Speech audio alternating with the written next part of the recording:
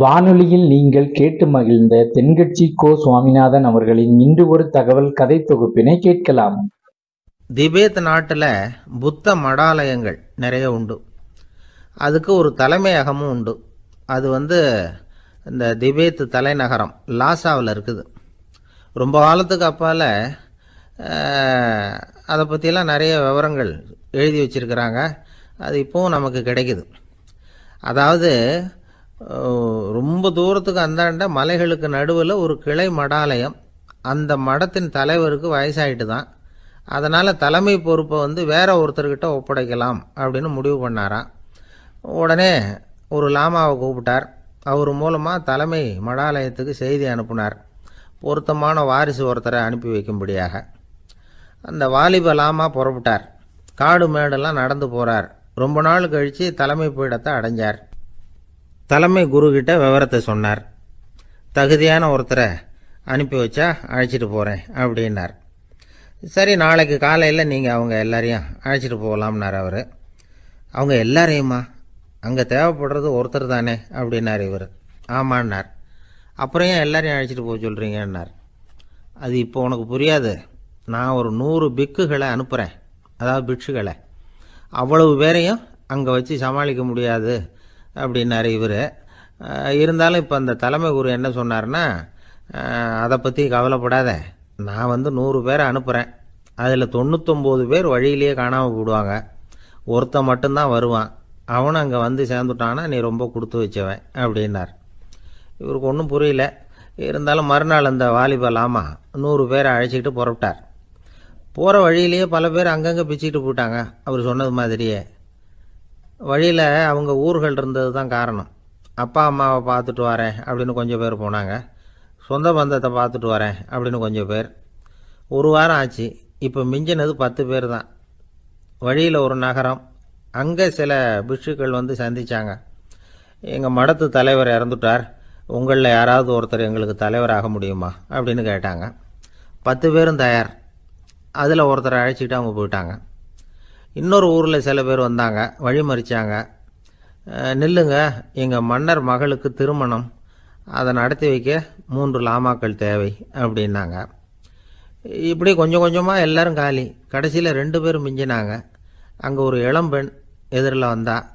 எங்கள் அப்பா வேட்டைக்கு போயிருக்கிறாரு, இன்னும் திரும்பி வரல. வீட்டில் வேறு யாரும் இல்லை, தனியாக இருக்க பயமாக இருக்குது, யாராவது ஒருத்தர் எனக்கு துணையாக இருக்கணும் அப்படின்னு கேட்டுக்கிட்டா. எங்கள் 2 பேரில் நீயே ஒருத்தரை தேர்ந்தெடுத்துக்கோ, இல்லைன்னா எங்களுக்குள்ளே சண்டை வந்துடும் அப்படின்னாங்க. இப்போ மிஞ்சினவர் ஒருத்தர். அவருக்கும் ஒரு சோதனை வந்தது. ஒரு தர்க்கவாதி எதிரில் வந்தான். உன்னோட வாதம் பண்ணணும்னா. இவனோட வாதம் பண்ணுறேன், அது முடிய ரொம்ப காலம் ஆகலாம். தர்க்கத்தில் நான் ஜெயிச்சா அங்கே வரேன், இல்லைன்னா இவருடைய சீடனை ஆயிடுவேன் அப்படின்னார் அவர். கடைசியாக அழைக்க வந்த வாலிபலாமா மட்டும் வெறுங்கையோடு திரும்பி போனார். அங்கே இருந்த வயசான மடாதிபதி கேட்டார், எத்தனை பேர் அங்கேருந்து புறப்பட்டீங்கன்னார். என்னையும் சேர்த்து 101ன்னார் அவர். நல்லது, நீயாவது திரும்பி வந்தியே, அதுதான் எனக்கு போதும். ஏன்னா நீ தான் எனக்கு உண்மையான வாரிசு. அந்த 100 பேரில் யாரும் வரமாட்டாங்க அப்படின்னார் அவர். ஏன்னா அவருக்கு தெரியும் இவர் ஒருத்தர் தான் திரும்பி வருவாருங்கிறது. திபேத்தில் ஒரு பழங்கால பழமொழி உண்டாம், 100 பேர் செல்லலாம், எப்பொழுதாவது ஒருவன் அபூர்வமாக அடைய வேண்டிய இடத்தை அடைவான். இதுதான் அந்த பழமொழி. ஒரு உன்னதமான இலக்கை அடையணும்னா அது அவ்வளவு சுலபமான காரியம் இல்லை. இந்த காலத்து மடாலயம் ஒன்று, அதில் ஒரு தலைவர், அவருக்கு வயசாயிட்டுது, தனக்கு ஒரு வாரிசை நியமிக்கணும் அப்படின்னு ஆசைப்பட்டார். ரொம்ப கஷ்டப்பட்டு ஒருத்தரை பிடிச்சார். தனக்கு வாரிசாக நியமிச்சுட்டு அவர் சமாதி ஆயிட்டார். புதுசாக பொறுப்பேற்றுக்கிட்டவர் அப்படியே உட்காந்துருந்தார். அவரை தேடிட்டு பத்திரிகை நிருபர்கள்லாம் வந்தாங்க, கேட்டாங்க. அவர் உங்கள் பொறுப்பில் அவர் பெரியவர் விட்டுட்டு போன இது எவ்வளவு சுமாராக தேரும், எவ்வளவு விட்டுட்டு போனார் அப்படின்னு கேட்டிருக்கிறாங்க. அது என்ன ஒரு 50 லட்சம் இருக்கும் அப்படின்னாராம். அவ்வளவும் பணமா அப்படின்னு கேட்டிருக்காங்க. இல்லைங்க, கடன் அப்படின்னாராம் இவர். ஒருத்தர் ஓடி வந்தார். இன்னொருத்தரை பார்த்து, சார் உங்கள் சைக்கிளை ஒரு நாள் இரவல் கொடுங்களேன், பக்கத்து ஊருக்கு போயிட்டு வர வேண்டியிருக்கு அப்படின்னார். இவர் சைக்கிளை கொடுத்து பத்திரமா கொண்டுட்டு போங்கன்னார். சார் இதை பத்திரமா கொண்டு போகிறேன், கவலையே வேணாம், ஏன்னா இது உங்களோட சைக்கிள் அப்படின்னு நான் நினைக்கல, என்னோட சைக்கிளாக நினைக்கிறேன் அப்படின்னார். அதுக்கப்புறம் தான் இவருக்கு உண்மையாகவே பயம் வந்துட்டுது. ஏன்னா அவர் சொன்னது மாதிரி அதை தன்னோட சைக்கிளாகவே நினச்சி தள்ளிட்டு போட்டால் என்ன பண்ணுறது? எது எதை நம்முடையதாக நினைக்கணுங்கிறதுக்கு ஒரு வரையறை இருக்குது. சில பேர் ஆஃபீஸையே வீடாக நினச்சி விடுறது உண்டு. அப்படிப்பட்டவங்க கூட வீட்டை ஆஃபீஸாக நினைக்கிறதில்ல. ஏன்னா வீட்டில் இவர் ஆஃபீஸராக நடந்துக்க முடியறதில்ல. இதெல்லாம் ஒரு பக்கம் இருக்கட்டும். இப்போ விஷயத்துக்கு வருவோம். பொறியியல் மேதை டாக்டர் விஸ்வேஸ்வரய்யா இருந்தார் இல்லையா, பாரத ரத்னா விருதெல்லாம் கொடுத்தாங்களே. ஆஃபீஸ் வேலை வேற, சொந்த வேலை வேற அப்படிங்கிறதுக்கு ஒரு உதாரணமாக இருந்தவர் அவர். மைசூர் மகாராஜா கிட்ட திவானா இருந்தார். அவர் ஒரு நாள் அரசாங்க வேலை காரணமாக வெளியூர் போயிருந்தார். ஹாசன்கிற ஊருக்கு பக்கத்தில் ஒரு பயண மாளிகை, அங்கே தங்கிவிட்டார். ராத்திரி அங்கே தங்கி இருந்துட்டு விடிஞ்சதும் ஊருக்கு திரும்புறதாக திட்டம். ராத்திரி தூங்கிறதுக்கு ரொம்ப நேரம் ஆயிட்டுது. ரொம்ப நேரம் வரைக்கும் அரசாங்க சம்பந்தப்பட்ட வேலைகளையே பார்த்துக்கிட்டு இருக்கிறார். அரசாங்க ஃபைல்கள் நிறைய இருந்தது. அதையெல்லாம் ஒவ்வொன்றா எடுத்தார், படித்து பார்த்தார், பரிசீலனை பண்ணார். அதில் எழுத வேண்டியதை எழுதினார், கையெழுத்து போட்டார். ஒரு வழியாக அந்த வேலையெல்லாம் முடிஞ்சுது. அதுக்கப்புறம் என்ன பண்ணார்னா, தன்னுடைய சூட்கேஸை திறந்தார். அதிலிருந்து 2 மெழுகுவத்தியை எடுத்து கொளுத்தி வச்சார். அந்த பயண மாளிகையில் அது வரைக்கும் எரிஞ்சிக்கிட்டு இருந்த மின்சார விளக்குகளை அணைச்சுட்டார். அதுக்கு பிறகு அந்த மெழுகுவத்தி வெளிச்சத்தில் சில புத்தகங்களை தொடர்ந்து படிக்க ஆரம்பிச்சிட்டார். அந்த பயண மாளிகையில் பணியாளராக இருந்தவர் இதை பார்த்துட்டு ஓடி வந்தார். மறுபடியும் மின் விளக்கை போடுறதுக்காக போனார். விஸ்வேஸ்வரய்யா அதை பார்த்துட்டு போட வேணாம்ட்டாராம். இது வரைக்கும் நான் அரசாங்க அலுவல்களை கவனிச்சுக்கிட்டு இருந்தேன், அதனால் மின் விளக்குகள் அப்போ எரிஞ்சதில் தப்பு இல்லை. இப்போ நான் புத்தகம் படிச்சுக்கிட்டு இருக்கேன், இது என்னுடைய சொந்த வேலை. இங்கே இருக்கிற மின் விளக்கு அதுக்காக ஏன் எரியணும் அப்படின்னு கேட்டாராம். இப்போ இருக்கிற சில அரசு பணியாளர்கள்கிட்ட இந்த சம்பவத்தை பேச்சோட பேச்சா சொல்லி பார்த்தேன். அவங்களால இதை ஜீரணிக்கவே முடியல. நேர்மை தேவைதான் சார், அதுக்காக அவ்வளவு தூரத்துக்கு அது தேவையா அப்படிங்கிறாங்க. விஸ்வேஸ்வரய்யா அப்படி பண்ணினது தான் ஒரு நேர்மையாளர் அப்படின்னு இந்த உலகத்துக்கு நிரூபிக்கணுங்கிறதுக்காக இல்லை. தான் அப்படி நடந்து காட்டினா தன்னை சுற்றி இருக்கிறவங்களும் அதை கேள்விப்படுறவங்களும் முடிஞ்ச அளவுக்கு பொது வாழ்க்கையில் அரசு பணியில் நேர்மையை கடைபிடிக்க முயற்சி பண்ணலாமே அப்படிங்கிறதுக்காகத்தான். இப்போவும் சில பேர் இருக்கிறாங்க, இவங்க ஆஃபீஸ் வேறு வீடு வேறேன்னு நினைக்கிறதில்ல, அவ்வளோ உரிமை. ஒருத்தர் அப்படி தான், அவருக்கு அவசரமாக 5000 ரூபா தேவைப்பட்டது. ஆஃபீஸு பணத்தை எடுத்துக்கிட்டார். அந்த நேரம் பார்த்து ஆடிட் வந்துட்டுது, ஆப்பிட்டுக்கிட்டார். விசாரணை நடக்குது. அவர் சொல்கிறார், சார் நான் நேரம் காலம் பார்க்காம ஆஃபீஸில் வேலை செய்வேன், ஏன்னா அதை என்னோட ஆஃபீஸாக நினைக்கிறேன். அவசரத்துக்கு அந்த பணத்தை எடுத்தேன், மறுபடியும் வச்சுடலாம்னு தான் இருந்தேன், அதுக்குள்ளே இப்படி ஆகிட்டுது. நீங்கள் என்ன நினச்சாலும் சரி, நான் ஆஃபீஸ் வேறு வீடு வேறு அப்படின்னு நினைக்கிறதில்ல, அது என்னோட சுபாவம் அப்படின்னார். விசாரணை பண்ணவர் தீர்ப்பு வழங்கினார். உங்கள் சுபாவத்துக்கு மதிப்பு கொடுத்து நானும் தீர்ப்பு வழங்குறேன். நீங்கள் கொஞ்ச நாள் ஜெயிலில் இருந்துட்டு வாங்க, அது உங்களுக்கு கஷ்டமாக இருக்காதுன்னு நினைக்கிறேன். ஏன்னா அங்கே போனாலும் நீங்கள் உங்கள் சுபாவப்படி வீடு வேற ஜெயில் வேறன்னு நினைக்க மாட்டீங்க அப்படின்னாராம்.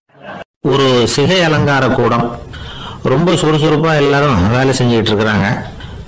முடி வெட்டிக்க வந்திருக்கிறவங்க நிறைய பேர், எல்லாரும் வரிசையாக உட்காந்துருக்குறாங்க. அந்த சமயத்தில் திடீர்னு கதவை திறந்துக்கிட்டு ஒருத்தர் உள்ள வர்றார். அவரு ஒரு பெரிய மனிதர், அவரும் முடி வெட்டிக்கிறதுக்காக தான் உள்ள வந்திருக்கிறார். அவரை பார்த்த உடனே அங்கே வரிசையில் உட்காந்துருந்தவங்க எல்லாரும் எழுந்திரிச்சு அவர்கிட்ட வந்துட்டாங்க. அவரை சுற்றி நின்றுட்டாங்க. எப்படி இருக்கிறீங்க, நல்லா இருக்கீங்களா அப்படின்னு விசாரிக்க ஆரம்பிச்சுட்டாங்க. எல்லாம் முடிஞ்சதும் வந்தவர் கேட்டார், வரிசையில் கடைசியாக இருக்கிறவர் யார் அப்படின்னு கேட்டார். ஏன்னு கேட்டாங்க. நான் அதுக்கு அடுத்தபடியாக உட்காரணும், அதுக்காக தான் கேட்குறேன் அப்படின்னார்.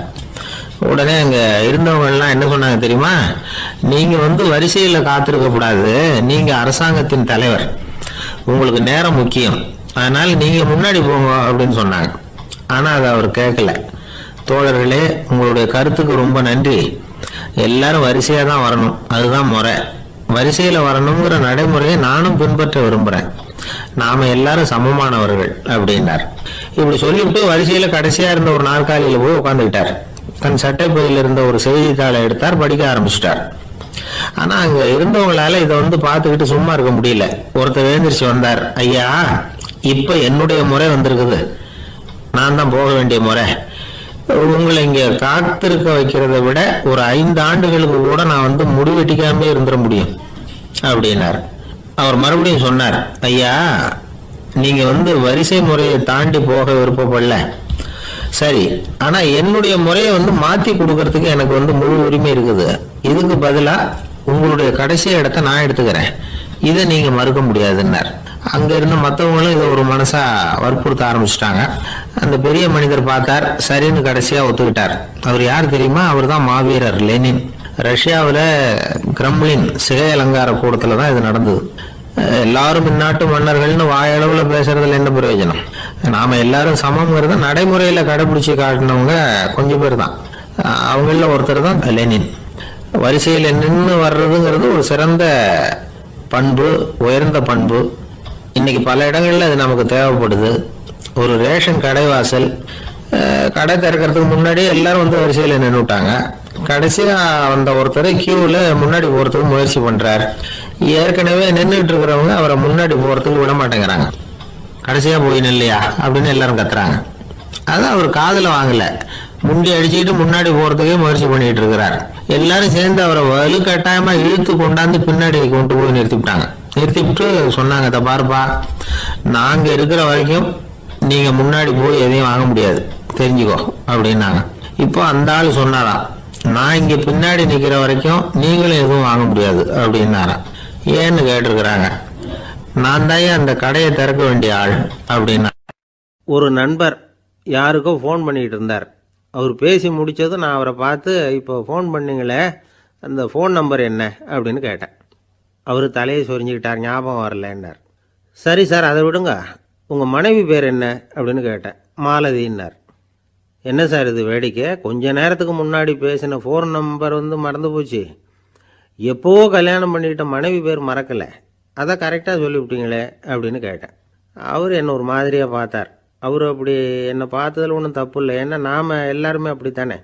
ஒரு குறிப்பிட்ட காரியத்துக்காக தொலைபேசியில் ஒருத்தட்ட பேசுகிறோம், அதுக்கப்புறம் அந்த எண் நமக்கு அனாவசியம், அதனால் மறந்துடுறோம். இதுக்கு பேர் தான் தற்காலிக ஞாபகம். ஆனால் மனைவி பேரை மறந்துட முடியுமா? முடியாது. அது அவசியமான ஒன்று. அடிக்கடி அந்த பேரை உபயோகப்படுத்துகிறோம், அதனாலேயும் அது முக்கியங்கிறதுனாலேயும் அதை மறக்கறதில்லை. இதுக்கு பேர் நிரந்தர ஞாபகம். சரி, இந்த தற்காலிக ஞாபகம், நிரந்தர ஞாபகம், இது ரெண்டு ஞாபக அளவுகளையும் கட்டுப்படுத்துறது எது அப்படின்னா மூளைக்குள்ள நடக்கிற மின்சார நடவடிக்கைகள் தான். தற்காலிக ஞாபகம் ஒரு மின்னல் மாதிரி தோன்றி மறையுது. நிரந்தர ஞாபகம் ஒரு படிவம் போல மூளையில் படிஞ்சுடுது.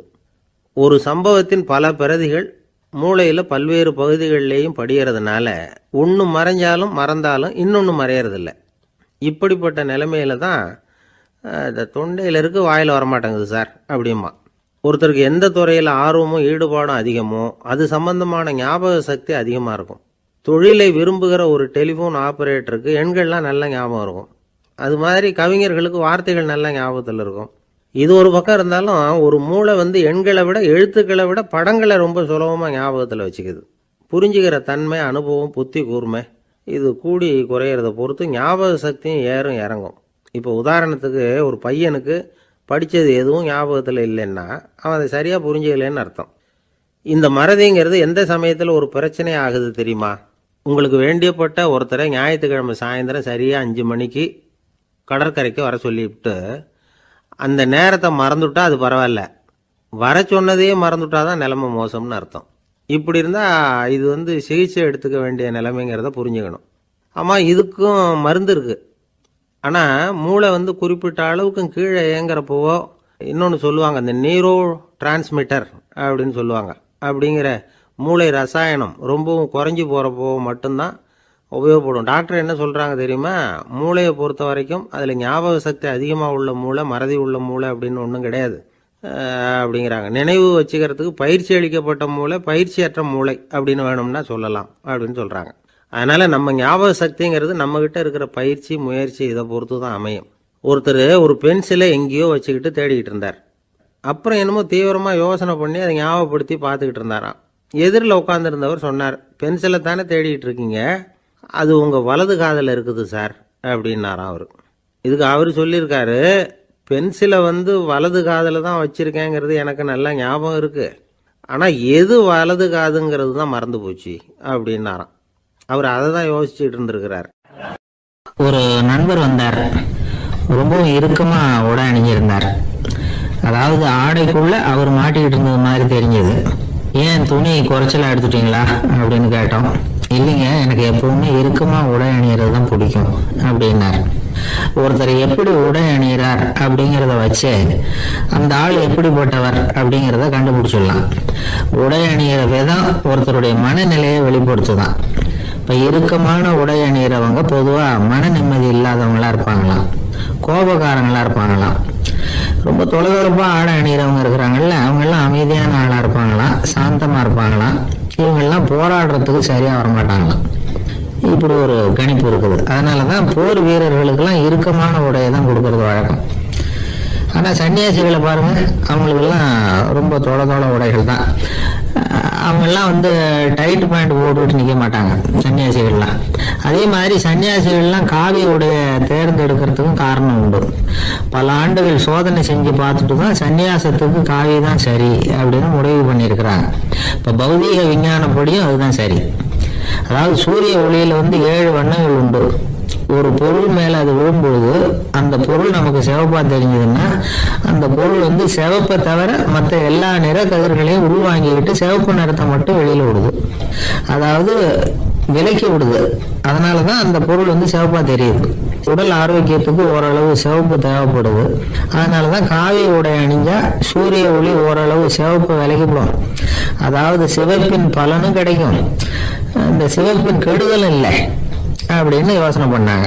காவி உதய வேளையின் நிறம். கீழ் வானத்துல கதிர் உதிக்கிற வேளையில முதல் ஒளி தோன்றுகிற நேரத்துல காவி நிறம் தான் கசி. தியானம் செய்யறப்போ முதல்ல காணக்கூடிய ஒளி காவி நிறம் தான். தியானத்தின் உச்ச நிலையின் நிறம் நீலம். தியானம் காவி நிறத்துல ஆரம்பமாகி நீல நிறத்துல நிறைவடைகிறது அப்படிங்கிறார் ஓஷோ. நீலம் தியான சிகரம், காவி தியான ஆரம்ப குறியீடு, ஒரு சன்னியாசியின் ஆரம்ப தரிசனம் அப்படிங்கிறார் அவர். ஒருத்தர் நாள் பூரா காவி உடைய அணிஞ்சிருந்தா அந்த நிறம் அவருக்கு தியானத்தை பற்றிய நினைவை ஊட்டிக்கிட்டே இருக்கும். இப்படியே ஆடைக்கும் தியானத்துக்கும் இடையில ஒரு தொடர் ஏற்படுது. ஒரு துறவியின் உள்ளார்ந்த பண்பா அது மாறுது. கடை வீதியில ஒரு பொருள் வாங்க போறோம், அது மறந்துடக்கூடாதுங்கிறதுக்காக ஞாபகம் முடிச்சு போட்டுக்கிறோம். அந்த முடிச்சுக்கும் பொருளுக்கும் தொடர்பு இல்லை. ஆனா கடை வீதிக்கு போன உடனே அந்த முடிச்சு அந்த பொருளை ஞாபகப்படுத்துது. அதாவது அந்த முடிச்சு ஒரு தொடர்பு அம்சமா அமையுது. அது மாதிரிதான் காவி உடையும். ஒரு துறவி நடக்கும் பொழுது, சாப்பிடும் பொழுது, குளிக்கும் பொழுது அவருடைய காவி உடை அவருக்கு ஞாபகப்படுத்திக்கிட்டே இருக்கும். அது ஒரு நிலைப்படுத்தப்பட்ட நினைவாக ஞாபகம் முடிச்சாக மாறிடுது. காவி ஆடை இல்லைன்னா ஒருத்தரால துறவியாக முடியாதுன்னு அர்த்தம் இல்லை. அதே நேரத்துல காவி ஆடையால ஒன்றும் பிரயோஜனம் இல்லை, அதுல ஒன்றும் அர்த்தம் இல்லை அப்படின்னு சொல்லிட முடியாது. இதுதான் உண்மை. இவ்வளவு தூரம் காவி ஆடையை பத்தி சொல்றதுனால எல்லாரும் சன்னியாசியா போடுவோம் அப்படின்னு நாம சொல்றதாக யாரும் நினைச்சிடக்கூடாது. மனசுக்கும் நிறத்துக்கும் உள்ள சம்பந்தத்தை தெரிஞ்சுக்கிறதுக்காக தான் இவ்வளவு. நமக்கு தெரிஞ்ச நண்பர் ஒருத்தர் இருக்கிறார், ஆபீஸ்ல வேலை பார்க்கிறவர். ஒவ்வொரு மாசமும் 20ஆம் தேதிக்கு பிறகு அவரை போய் பார்த்தீங்கன்னா காவி உடை அணிஞ்சிக்கிட்டு, கண்ணை மூடிக்கிட்டு, கை ரெண்டையும் விரிச்சு வச்சுக்கிட்டு தியானத்திலேயே உட்காந்துருப்பாரு. ஏன் இப்படி பண்றீங்கன்னு கேட்டேன். அதாவது 20ஆம் தேதிக்கு பிறகு என் கையில ஒரு பைசா கூட கிடையாது, ஒரு சன்னியாசி லெவல்ல இருக்கிறேன், என்கிட்ட எதுவும் செலவுக்கு கேட்காத அப்படின்னு என் மனைவிக்கு நான் சூக்கா உணர்த்துறதுக்காக அப்படி உட்காந்துருப்பேன் அப்படின்னு விளக்கம் கொடுக்குறார் அவர். காலை நேரம், கடற்கரை ஓரம், காலை வீசிக்கிட்டு கையை வீசிக்கிட்டு ஏதோ சண்டைக்கு போகிற சிப்பாய் மாதிரி எல்லாரும் நடந்து போயிட்டுருக்கிறாங்க. நடைப்பயிற்சி. அதில் நமக்கு தெரிஞ்ச ஒருத்தர் எதிரில் வந்தார் ரொம்ப வேகமாக. என்ன சார் வாக்கிங்க அப்படின்னு கேட்டோம். அவரால் ஆமாம்னு பதில் சொல்ல முடியல, அவ்வளவு கஷ்டம். மூச்சு விடுறதுக்கே வாயை திறந்து மூடிக்கிட்டு இருக்கிறார். எங்கே பேசுறது? கொஞ்சம் நின்று நிதானித்து மூச்சு விட்டுட்டு அதுக்கப்புறம் சொன்னார் ஆமாம் அப்படின்னு. என்ன சார் இவ்வளவு வேகம்னோம்? உங்கள் பேச்சை கேட்டுவிட்டு தான் சார் நடக்க ஆரம்பித்தோம். நீங்கள் தான் அடிக்கடி சொல்லிகிட்டு இருந்தீங்க நடக்கிறது நல்லதுன்னு. அன்னையிலேருந்து ஆரம்பிச்சுட்டேன், ஆனால் ரொம்ப கஷ்டமாக இருக்குது சார். இப்போ பாருங்கள், உங்கள்கிட்ட சுலபமாக பேசக்கூட முடியல, மூச்சு வாங்குது, உடம்பு கூட வலிக்கிறது மாதிரி இருக்குது அப்படின்னு அவர் பாட்டுக்கு பேச ஆரம்பிச்சிட்டார். உங்களை யார் சார் இவ்வளவு வேகமாக நடக்க சொன்னது? வேகத்தை குறைங்க, மெதுவாக நடங்க அப்படின்னோம். நீங்கள் நடக்கிறதுனால என்னென்ன சௌகரியம்னு அன்னைக்கு சொன்னீங்களே தவிர சௌகரியமாக நடக்கிறது எப்படின்னு சொல்லலையே அப்படின்னார் அவர். இன்னமும் லேசாக மூச்சு வாங்கிக்கிட்டே சொன்னால் கூட இவர் சொல்கிறதுலேயும் ஒரு நியாயம் இருக்குது. அதனால் இந்த நடைப்பயிற்சி பண்ணுறவங்க கவனிக்க வேண்டிய சில முக்கியமான குறிப்புகள் இருக்குது. அது என்னென்னங்கிறத அவங்க தெரிஞ்சுக்கணும். அது தெரிஞ்சு வச்சுக்கிறது நல்லது. இதெல்லாம் மருத்துவ நிபுணர்கள் சொல்கிற குறிப்புகள். அவங்க என்ன சொல்கிறாங்க தெரியுமா? உங்கள் வயசு 40க்கு மேலேயா? உங்கள் எடை இருக்க வேண்டியதை விட 10 கிலோ அதிகமாக இருக்குதா? நீங்கள் புகை பிடிக்கிறவரா? இதய நோய், இரத்த நாள நோய், உயர் இரத்த அழுத்தம் இப்படி ஏதாவது உங்களுக்கு உண்டா? அப்படின்னா நீங்கள் உங்கள் இஷ்டத்துக்கு வரிஞ்சு கட்டிக்கிட்டு நடைப்பயிற்சி பண்ண ஆரம்பிச்சிடாதீங்க. முதல்ல ஒரு மருத்துவ பரிசோதனை பண்ணிக்கோங்க, அதுதான் நல்லது அப்படின்னு அவங்க சொல்கிறாங்க. நடக்கிறப்போ, உடற்பயிற்சி செய்கிறப்போ மார்பு பகுதியில் அல்லது வேறு எங்கேயாவது தொடர்ந்து வலி இருந்ததுன்னா பயிற்சியை நிறுத்தி விட்டு டாக்டரை போய் பார்க்கணும். நடைப்பயிற்சி பண்ணுறப்போ உங்கள் சக்திக்கு தகுந்த மாதிரி மெதுவாக அதிக கஷ்டம் இல்லாமல் முன்னேறலாம். அங்கே என்ன போட்டியாக வைக்கிறாங்க? முந்திக்கிட்டு போய் என்ன பண்ண போகிறோம்? பரிசாக வாங்க போகிறோம். அதனால் நிதானம் அவசியம் அப்படிங்கிறது அவங்க ஆலோசனை. தொந்தரவு கொடுக்காத ஷூ, ட்ரெஸ்ஸு இதுகளை உபயோகப்படுத்துங்க. பாதத்தில் ஆடு தசை இருக்குல்ல, அங்கே ஏதாவது பிரச்சனை இருந்ததுன்னா டாக்டரை பாருங்கள். இந்த பாதத்தில் வலி வரும் அந்த இடத்துல. வெயில் காலமாக இருந்தால் தலைக்கு தொப்பி வச்சுக்கோங்க. பனியில் நடந்தாலும் அப்படி தான். தலையை பத்திரமா பார்த்துக்குங்க. நம்மக்கிட்ட ஏதோ கொஞ்சம் உருப்படியாக தெரியறது அது தானே. உடற்பயிற்சிக்கு முன்னாடி பின்னாடி பயிற்சி செய்கிறப்போ நிறைய தண்ணி குடிக்கலாமா. முதல் 1 மாதத்துக்கு கொஞ்சம் தளர்த்தியாக சாவகாசமாக நடக்கலாம். மணிக்கு 3 அல்லது 4 கிலோமீட்டர் வேகம்னு வச்சுங்களேன். அதுக்கப்புறம் வேகத்தை அதிகப்படுத்தலாம். மணிக்கு 6 அல்லது 8 கிலோமீட்டர் அளவுக்கு நடக்கலாம். நல்லா கையை வீசிக்கிட்டு நடக்கணும். மூச்சு விடுற எண்ணிக்கை அதிகரிக்கணும். இது மாதிரி ஒரு 30 நிமிஷம் நடக்கலாம். தனியாக நடந்து போகிறதுக்கு உங்களுக்கு என்னமோ மாதிரி இருக்குதா? கூட யாரையாவது சேர்த்துக்குங்க. ஒரு குரூப்பாக சேர்ந்து போகலாம். நடக்கிறதுங்கிறத ஒரு சந்தோஷமான சமாச்சாரமாக ஆக்கிக்கணும்.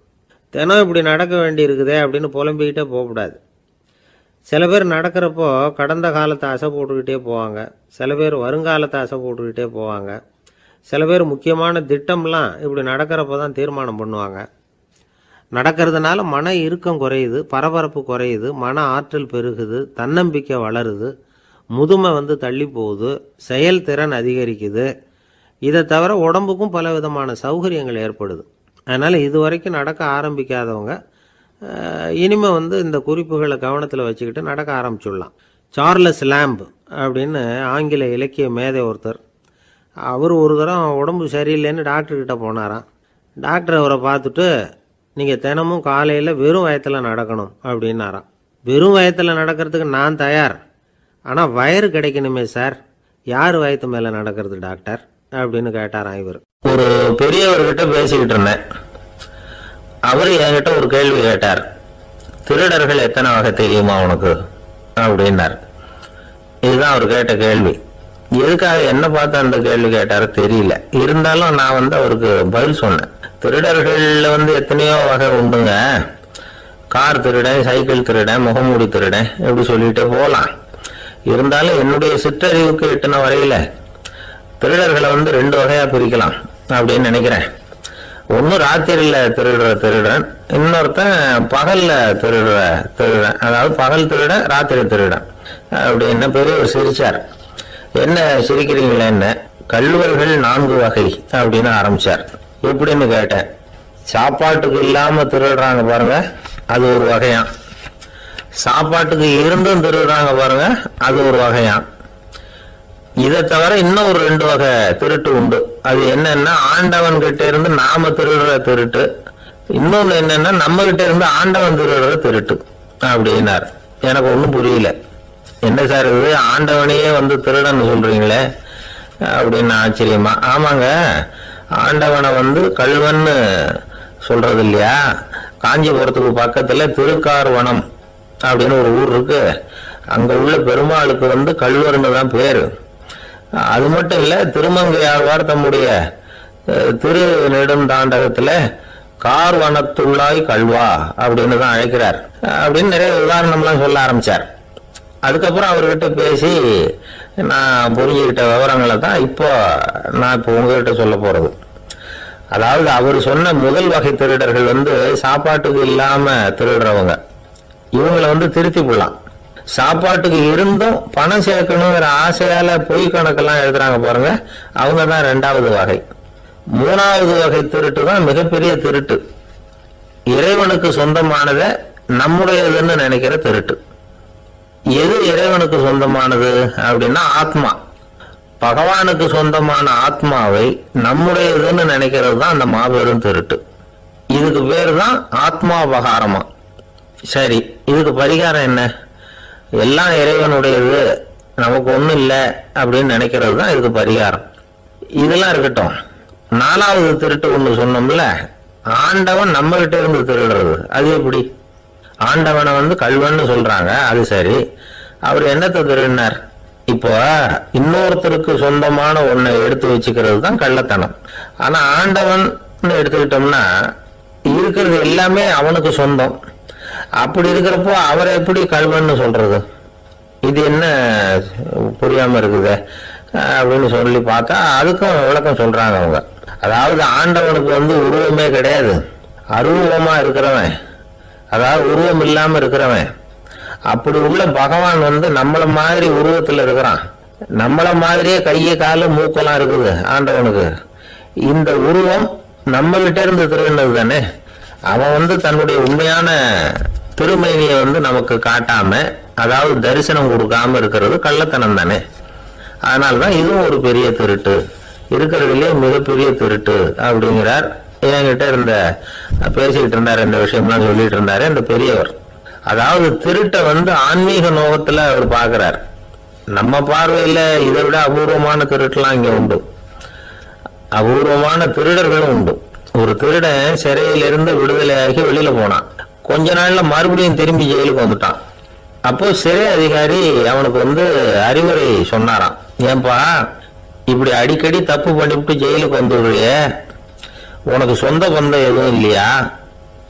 உனக்கு அப்பா அண்ணன் தம்பிகள் அவங்க கூட எல்லாம் சேர்ந்து வாழணுங்கிற ஆசை இல்லையா அப்படின்னு கேட்டிருக்காரு. அவங்களோட சேர்ந்து வாழணுங்கிற ஆசை எனக்கு நிறைய உண்டுங்க சார் அப்படின்னு அவன். அப்புறம் எதுக்கு இப்படி ஜெயிலுக்கு வந்துடுற அப்படின்னாரான் அவரு. அவங்க எல்லாருமே இங்கே தானே சார் இருக்காங்க அப்படின்னு அவன். ஒரு ஆள் இருந்தான், நிறைய பணம் சம்பாதிச்சான், ஆனா செலவு பண்ண மனசு வரல, கருமி. அவன் என்ன பண்ணா, சேர்த்த பணம் பூராவையும் ஒரு மரத்தடியில புதைச்சி வச்சிருந்தான். வாரத்துக்கு ஒரு தடவை அந்த மரத்தடிக்கு வருவான், புதைச்ச இடத்த ஆவலோட பார்த்துக்கிட்டு இருப்பான், அதுக்கப்புறம் போயிடுவான். அவ்வளவுதான். ஒரு நாள் ஒரு திருடன் வந்தான், இவன் புதைச்சி வச்சிருந்ததெல்லாம் எடுத்துட்டு போட்டான். இது தெரிஞ்சு போச்சு. அந்த கருமி புலம்ப ஆரம்பிச்சுட்டான். இவன் புலம்பல கேட்டதும் அக்கம் பக்கத்துல இருந்தவங்க எல்லாம் ஓடி வந்தாங்க. என்ன விஷயம்னு விசாரிச்சாங்க. இவன் சொன்னான். ஒரு பெரியவர் கேட்டார், ஏப்பா வார வாரம் இந்த இடத்த பாக்குறதாக சொன்னியே, எப்பவாவது இதுல இருக்கிற பணத்தை எடுத்து செலவு பண்ணிருக்கியா அப்படின்னு கேட்டார். நான் அப்பப்போ அதை பாக்குறது தான் வழக்கம், அதை தொட்டதே இல்லைன்னு அவன். சரி அப்படின்னா இப்போ நீ அதே மாதிரி வார வாரம் ஒரு தடவை இந்த இடத்த பார்த்துட்டு போகலாமே அப்படின்னாராம் அந்த பெரியவர். அதுவும் சரிதானே, எவ்வளவு காலமானாலும் அவன் அந்த பணத்தை எடுத்து செலவு பண்ண போறதில்லை. அப்படி இருக்கிறப்ப உள்ளே பணம் இருந்தாலும் ஒண்ணுதான், இல்லாம போனாலும் ஒண்ணுதான். இதுல இருந்து என்ன புரியுதுன்னா, ஒருத்தர் கிட்ட இருக்கிற பணத்தை கொண்டு அவரு பணக்காரரா ஏழையா அப்படின்னு முடிவு செய்யறது சரியில்லை. அந்த செல்வத்தை அனுபவிக்கிற திறன், பயன்படுத்துற திறன், அதை வச்சுதான் அவர் ஏழையா பணக்காரரா அப்படிங்கிறத நிர்ணயம் பண்ணணும். அதுதான் சரி. செலவு பண்ண தெரியாதவன் சேகரம் பண்ணிட்டே இருக்கிறதுனால என்ன பிரயோஜனம்? தலைமுடியே இல்லாதவன் தாராளமா சீப்புகளை வாங்கி சேகரம் பண்றது மாதிரி தானே இது. சில சமயம் செலவு பண்ண நாம தயாரா இருந்தா கூட அந்த செல்வம் நமக்கு பயன்படுறது இல்லை. அரேபியாவில் ஒரு நகை வியாபாரி விலை உயர்ந்த முத்துக்களை எல்லாம் அவர் வச்சு வியாபாரம் பண்ணிட்டு இருந்தார். அவர் ஒரு சமயம் ஒரு பாலைவனம் வழியா போயிட்டு இருக்கிறார் ஒட்டகத்துல. அப்போ திடீர்னு கடுமையான புயல் வீச ஆரம்பிச்சுட்டு திசை தவறி இவர் எங்கேயோ வந்துட்டார். கூட வந்தவங்களையும் காணல, எங்க போனாங்களும் தெரியல.